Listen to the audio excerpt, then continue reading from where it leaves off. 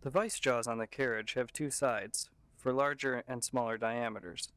For instance, the larger side of the vice jaws is too loose to hold this 1-inch bar stock. In order to reverse the jaws, simply use a 1/4-inch Allen wrench to remove the bolt that goes through the center of the jaw.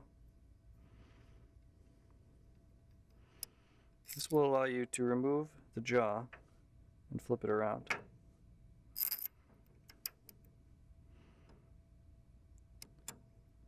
Do this for all 4 jaws. After reversing the jaws, leave the bolts in the jaws slightly loose so that there's a little bit of play. Then, grabbing a piece of material the size you'd like to grip, insert the material in the jaws until they center and grip. Then, using your Allen wrench, proceed to tighten the jaws into place.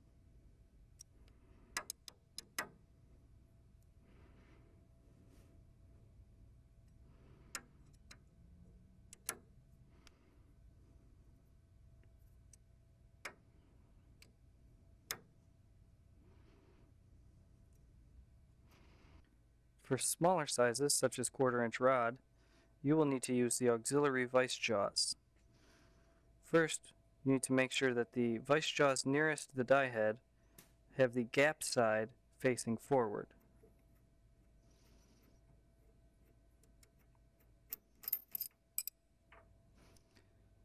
One side has a recess, the other side is perfectly smooth.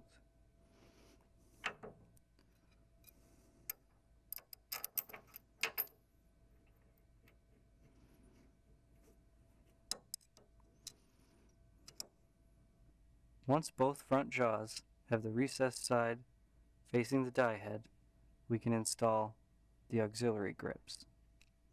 This is an auxiliary grip. You will need to slide the auxiliary grip into the gap and secure them with these stripper bolts.